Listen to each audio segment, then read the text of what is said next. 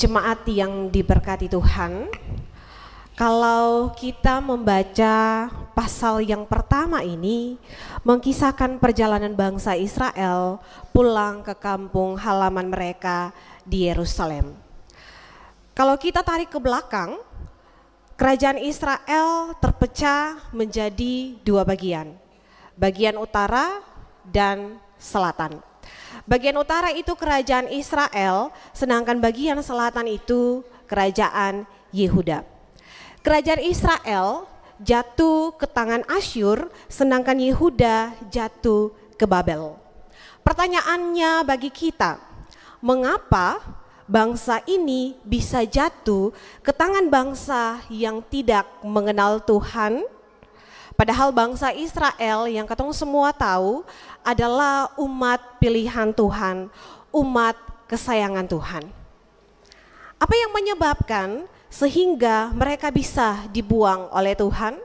Ketemu semua tahu karena dosa. Dosa yang mereka lakukan sehingga mereka jauh di hadapan Tuhan. Penyembahan-penyembahan berhala yang dilakukan oleh umat pilihan Tuhan. Itulah yang membuat Tuhan murka atas bangsa Israel karena mereka tidak mengenal Tuhan. Dan disitulah bangsa ini diperbudak, mereka mengalami penganiayaan, penindasan karena dosa mereka. Jemaat yang diberkati Tuhan, bangsa Israel gagal melakukan apa yang dikehendaki Tuhan. Tetapi Tuhan juga membawa mereka pulang ke Yerusalem. Perjalanan pulang bangsa Israel ini ada dalam 3 gelombang. Gelombang pertama dipimpin oleh Zerubabel, gelombang kedua dipimpin oleh Ezra yang sebentar akan kita bahas bersama, dan gelombang ketiga dipimpin oleh Nehemia. Ada 3 gelombang kepulangan bangsa Israel ke Yerusalem. Di sini mau memperlihatkan kepada kita bahwa betapa Tuhan masih mengasihi umatnya yang sudah tersesat. Di sini kita lihat bahwa Allah, Ia memiliki inisiatif untuk membawa kembali pulang umatnya.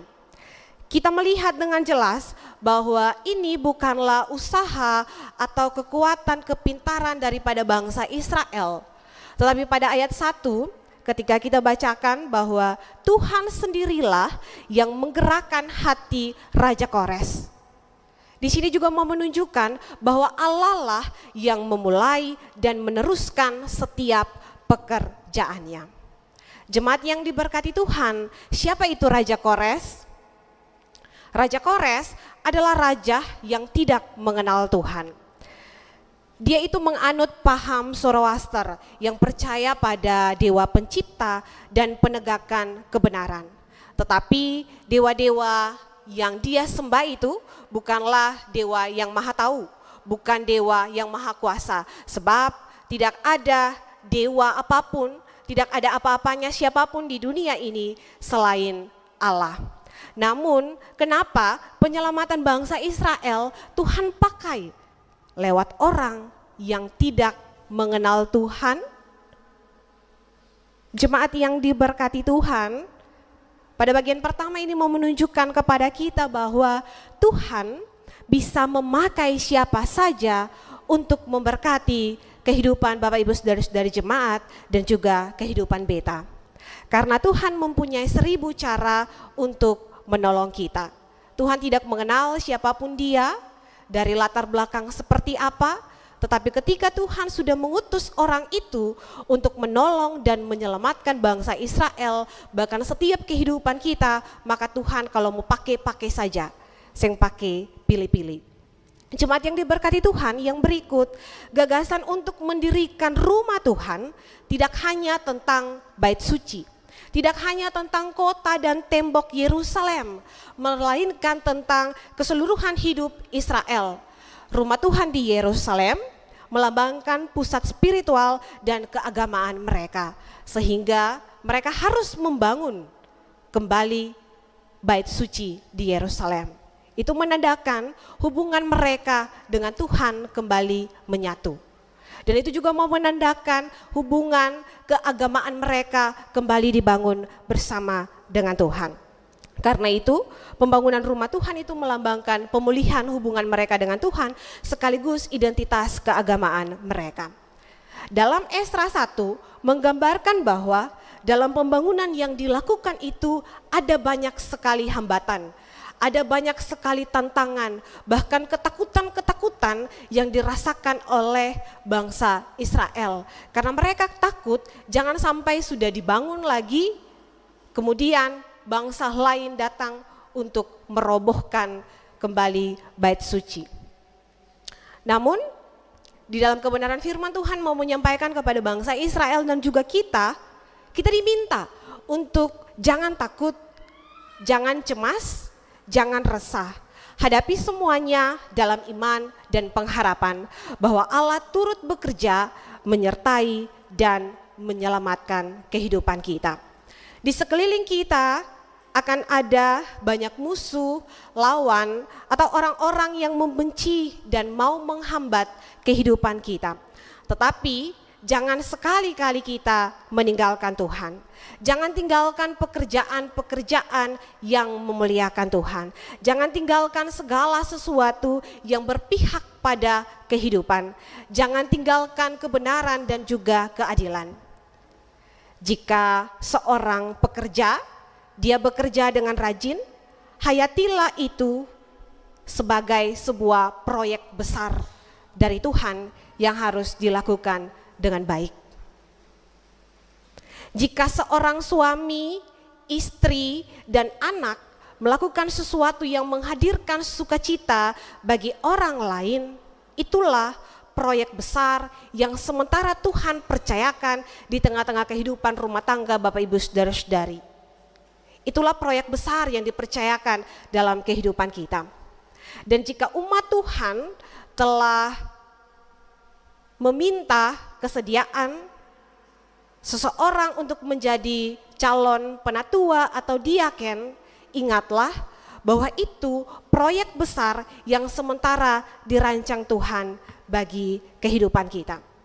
Proyek besar yang diberikan Tuhan bagi Raja Kores, dia boleh melakukan itu dengan baik, sehingga ketika Tuhan mempercayakan proyek-proyek besar dalam kehidupan Bapak Ibu Saudara-saudari jemaat dan juga beta, lakukanlah itu dengan sepenuh hati. Tuhan membangkitkan semangat Raja Kores dan juga dia mengilhami orang-orang buangan untuk kembali ke Yerusalem. Di sini kita melihat tentang bagaimana inisiatif ilahi yang dipadukan dengan kerja keras manusia dalam mencapai tujuannya. Jadi ketika Allah menggerakkan Raja Kores dan juga orang-orang di pembuangan pada saat itu, bisa saja Allah bekerja, tetapi Allah dan juga orang-orang di sana bangsa Israel seluruh umat harus bersama-sama berupaya untuk mencapai tujuannya. Karena bisa Tuhan kerja sendiri dan juga bisa ketemu manusia kerja sendiri. Ketemu semua harus bersama-sama dengan Tuhan untuk mencapai tujuan yang Tuhan kehendaki. Allah juga memberikan Kores wilayah kekuasaan. Kalau katong baca di ayat 2, Allah memberikan wilayah yang luas bagi Raja Kores. Itu berarti bukan wilayah kekuasaan yang dimiliki Raja Kores itu dia didapat oleh kekuasaan dia, tetapi itu didapat karena kasih karunia Allah. Sehingga Raja Kores meyakini sungguh dan menyadari bahwa ketika Allah sudah memberikan proyek besar itu, berarti dia harus melakukan apa untuk Tuhan, dia harus membalas apa atas setiap kebaikan dan kemurahan Tuhan itu. Dan yang dilakukan Raja Kores ialah dia melakukan pengumuman besar-besaran dan dia mengizinkan orang-orang buangan kembali pulang ke negerinya. Pengumuman yang disampaikan oleh Raja Kores merefleksikan tentang kemurahan Tuhan dalam menggenapi pengharapan dan janji-janji yang diserukan oleh nabi-nabi besar pada saat di pembuangan. Bahwa apa? Bahwa Tuhan tidak melupakan mereka. Tuhan setia pada janji-janjinya selama ini. Bahkan dalam penghukuman terhadap manusia, selama 70 tahun pengasingan itu, anugerah ilahi dibuktikan dalam penolakan Allah untuk menyerahkan mereka pada kematian. Allah menyertai mereka, Ia ada di tengah-tengah kehidupan mereka dan memimpin mereka menuju kesempatan kedua sebagai kesempatan baru dalam rencana besar penebusan Tuhan atas bangsa Israel. Jemaat yang diberkati Tuhan, berita ini mau menegaskan bagi kita semua bahwa sehebat-hebatnya dan sekuat-kuatnya kita memiliki dan mencapai sesuatu dalam hidup ini, itu semua karena Tuhan yang menggerakkan dan menghasut. Tuhan pakai seseorang dalam kehidupan kita untuk menolong dan memberkati kita tanpa kita sadari. Dalam doa setiap pergumulan, persoalan yang katong hadapi, katong minta pertolongan Tuhan. Dan ada orang-orang yang dari luar sana datang untuk menolong kita. Itulah jawaban dari setiap doa kita. Karena itu, berilah seluruh diri kita untuk selalu digerakkan dan dihasut oleh Tuhan dan kebenaran firman-Nya. Sehingga kita diberkati untuk membangun pelayanan dan membangun kehidupan kita.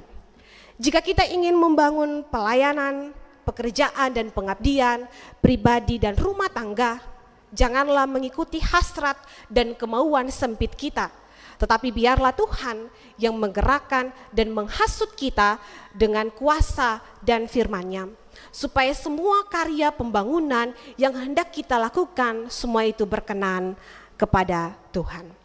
Jemaat yang diberkati Tuhan, kadang punya tema mingguan ialah pendataan sumber daya untuk pembangunan pelayanan.